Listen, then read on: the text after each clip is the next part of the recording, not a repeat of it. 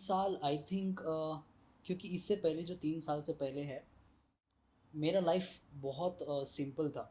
मेरे को पीछे काम करने के लिए बहुत ज़्यादा अच्छा लगता था। मैंने अपने ओके। आप को कभी पुश नहीं किया सोशल मीडिया के थ्रू। तो आई थिंक इसलिए लोग मुझे ज़्यादा जान नहीं पाए। तो that is my weak weak I think weak point रहेगा वो मेरा वो। And then slowly slowly we started working. उससे पहले actually I used to work with Bollywood and more shows वाला काम। बट जो ये 3 साल का जो जर्नी है, ये 3 साल का जर्नी स्टार्ट होता है when we started working with veterans. Okay. We planned, of course everybody know my homie Karthik.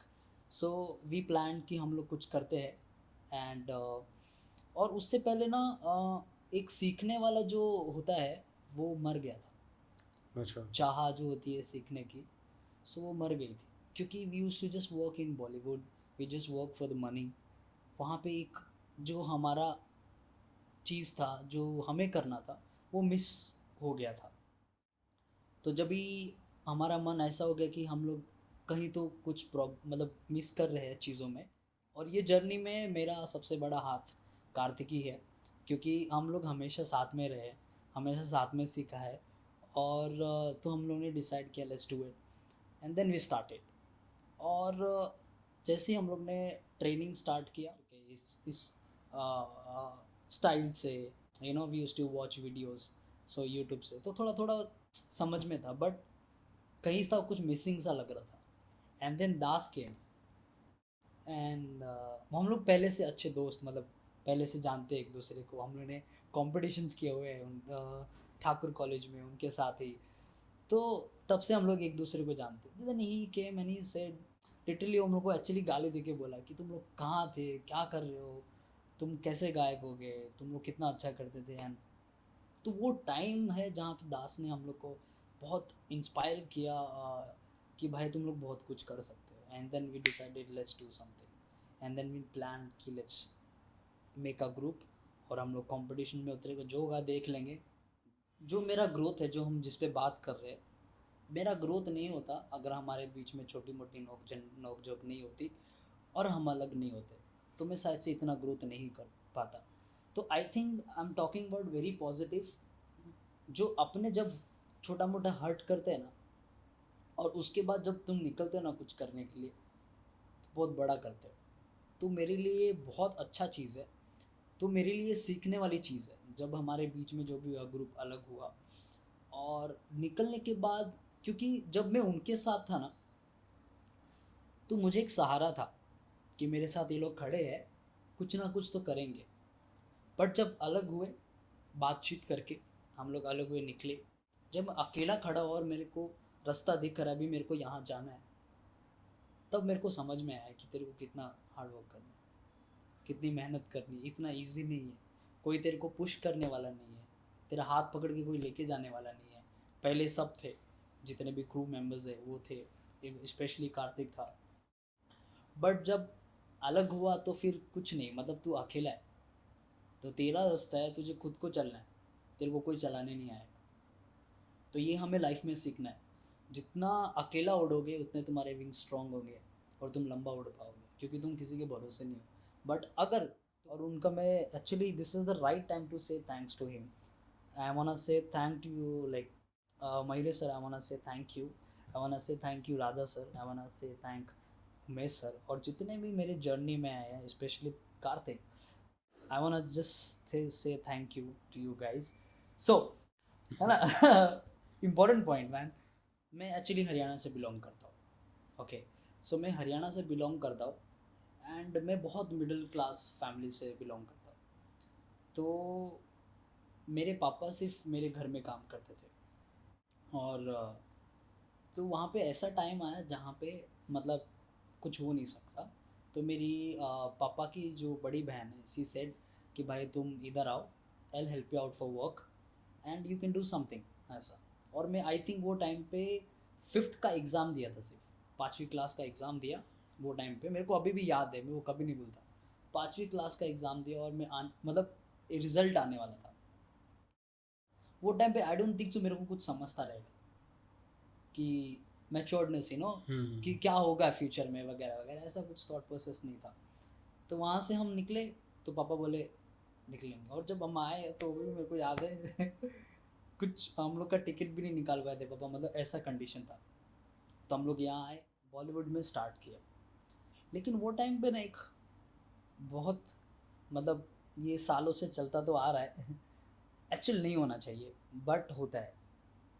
तो ऐसा मतलब टाइम आ गया, मेरे को सुनने मिलता था that you are black, you are not smart, फिर बॉडी नहीं है, तेरे को बॉडी बनाना चाहिए डांस के लिए। तो ऐसा सब जज होता था बहुत। तो हम लोग कोशिश करता था काम करने का, लेकिन काम हो नहीं पाता था। मेरा पहला ट्रैवल था, I was travelling in Delhi flight में। First okay, flight experience. Yes. तो मैं बोल के गया कि मैं आज फ्लाइट में जा रहा हूँ, घर पे बोल के गया ऐसा। तो गया, तो जब जहाज़ निकला ना, मेरे पापा की आंखों से आंसू निकला कि मेरा बेटा वो फ्लाइट में बैठा है। तो वो जो मोमेंट था ना, मेरे लिए बहुत प्राउड था। और मेरे पापा एक ऐसे, मतलब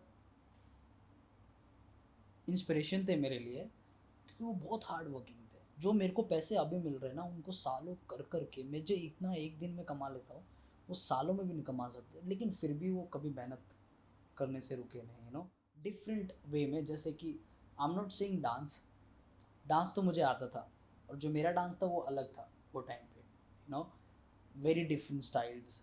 but when you going in Bollywood, when you doing movies, वहाँ से एक नॉर्मल डांसर को कैसा तुम अच्छा दिखा सकते हो, that is a very important point. क्योंकि हीरो लोग अपनी मर्जी से नाचते हैं, एग्जैक्टली। अपने ऊपर अच्छा लगेगा वही नाचेंगे, बाकी मतलब बोल नहीं सकते। तो वहाँ पे एक चैलेंजिंग पॉइंट है जहाँ पर सीखने मिला कि एक्चुअली में मेरा नाम है सुरेंद्र बादड़। ओके। ओके, बट ये पहले की बातें हैं, मतलब 12 साल 10 साल। तो जब हम फर्स्ट क्रू था तो वो लोग बोलते थे क्या सुरेंद्र सुरेंद्र यार, कुछ अच्छा नाम रख।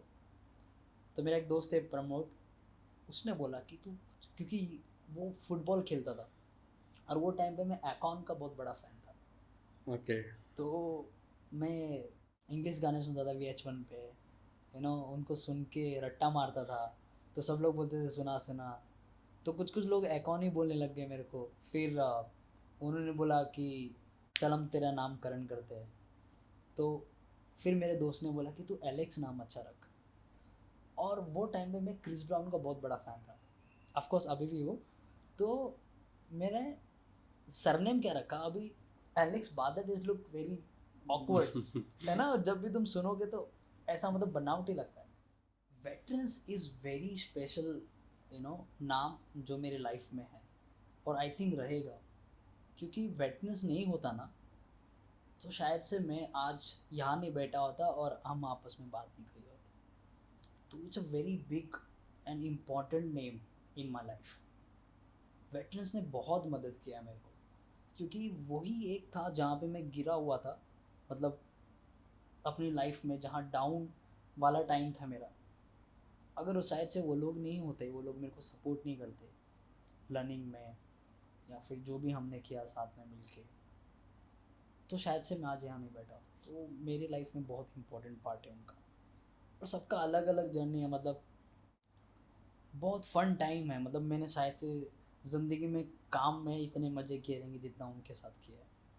रोड पे प्रैक्टिस करने का, स्ट्रीट पे प्रैक्टिस करने का, कहीं भी चालू हो जाने का, मतलब बहुत अलग है और बहुत emotional. Right time to say this, you are doing so good. मतलब ऐसे बहुत लोग हैं दूर दूर गाँव में जिनके पास हम नहीं पहुंच पाते, हम अपना एक्सपीरियंस शेयर नहीं कर पा सकते। लेकिन ये एक ऑनलाइन जो आपने किया है, मतलब चालू, इससे बहुत लोग हैं जहाँ से सीख पाएंगे वो लोग, राइट नॉलेज ले पाएंगे, गलत राहों में नहीं भटकेंगे, सही हिप हॉप क्या है, कोरियोग्राफिस कैसे होता है, तो वो लोग को जल्दी पहुंच पाएंगे, एंड जैसे कि आज हम अपना बैठ के एक्सपीरियंस शेयर करें, ऐसे बहुत आर्टिस्ट लोग आपके पास आए, इंटरव्यू हुआ है और उन्होंने अपना जर्नी शेयर किया है, तो शायद से उनके इंटरव्यू या फिर मेरे इंटरव्यू से ऐसे कुछ लोग होंगे जो इंस्पायर होंगे और वो लोग ज़िंदगी में कुछ अच्छा कर पाएंगे। तो it's thank you so really much good, really good Alex, man, you are doing so good, appreciate करना। Shout out. आई थिंक जब भी ये सिचुएशन आया था उससे पहले मेरा जर्नी बहुत मस्त चल रहा था. मैं ट्रैवल कर रहा था हर सिटीज़ में. I was earning good money every day. Workshops and yes, workshops, फिर क्लासेस होता था, तो एक अच्छा सेविंग भी हो गया था एक्चुअली. बट जब ये सिचुएशन आया फिर बोला कि 1 महीना, तो बोला ठीक है 1 महीना तो ऐसे ही निकल जाएगा.